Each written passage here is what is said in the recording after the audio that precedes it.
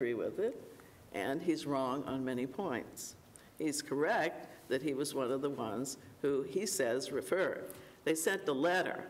They didn't say exactly what to do. They just sent a letter and had the gag order in it. And I discharged my ethical duty, as did Justice Young, and I will say no more about the matter. That is a matter for the Judicial Tenure Commission and the Attorney Grievance Commission to investigate, should they so choose. And I discharged my duty as well by joining in that. There was no alternative, and as a result of that, we have been unable to participate, Justice Corrigan, Justice Young, and myself.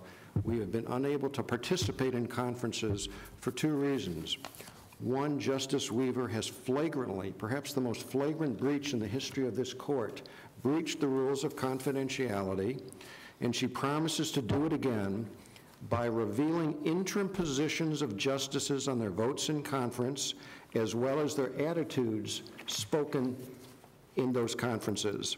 Perhaps the fact that she only tends to reveal the positions of the three minority justices on this court, the three conservatives on this court, explains why the majority is so blasé and so unconcerned about her repeated breaches.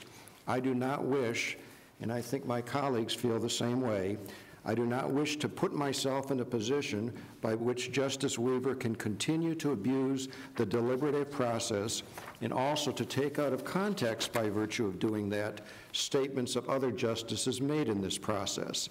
The second reason for my non-participation in conferences is she has shared deliberative and confidential information, as Justice Young has indicated, in a context raising serious questions concerning whether these communications were intended to and did in fact influence the conduct of these attorneys in the course of other litigation in violation of numerous first principles of judicial conduct and ethics. I also do not wish to continue to put myself in a position by which my participation in conference can facilitate such totally unacceptable behavior. And as with Justice Corrigan, I have joined in putting these issues before the Judicial Tenure Commission and the Attorney Grievance Commission for their consideration. Well, again, Justice Young is totally has a right to his opinion and take actions on it.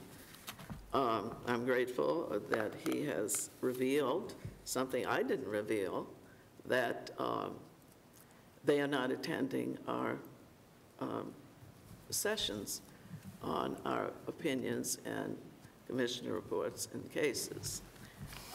They do appear here in public, but they don't appear. And for the 4 times now, they haven't, and they have been requested to come. Putting that aside, I'm also grateful that my 3 colleagues have revealed that they sent something. They say referrals. They didn't use that word in their letter to the JTC with the gag order.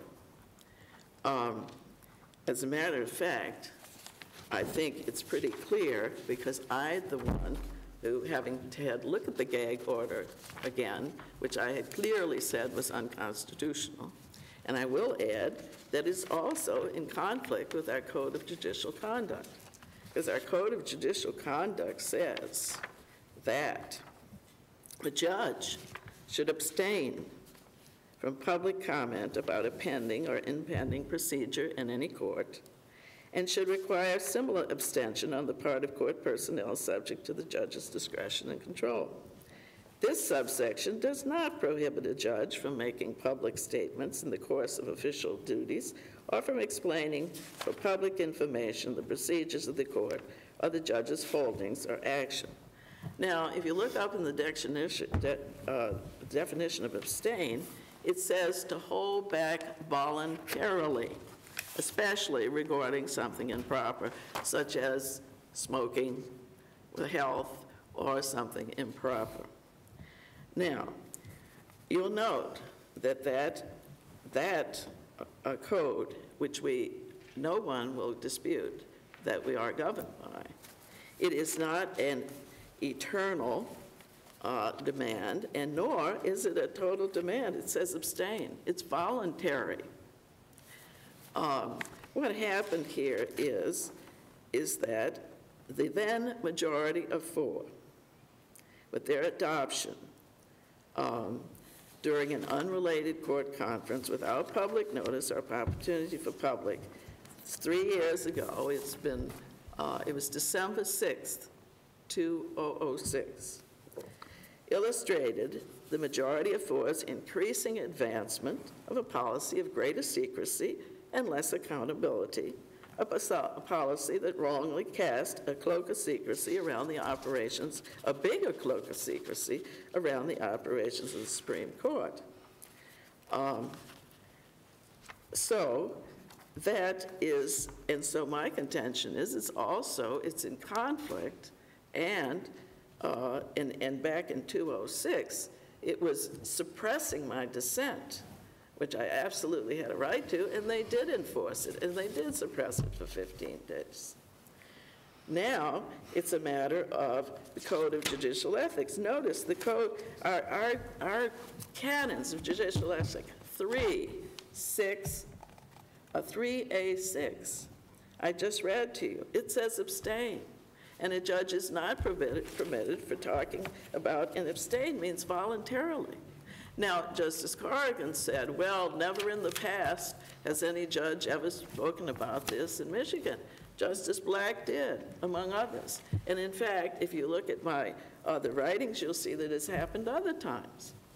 This is, as Justice Young has on occasion said, recognized that it's nothing but a tradition of confidentiality that has persisted, was in his words in a memo he sent to us, over a long time. Well, it may have persisted, but I am here to tell the public. I was elected by the public, and there was nothing in the election that said I was joining a secret club where I would keep from the public information that would be important for them to know. Now, I believe my contract is with the public.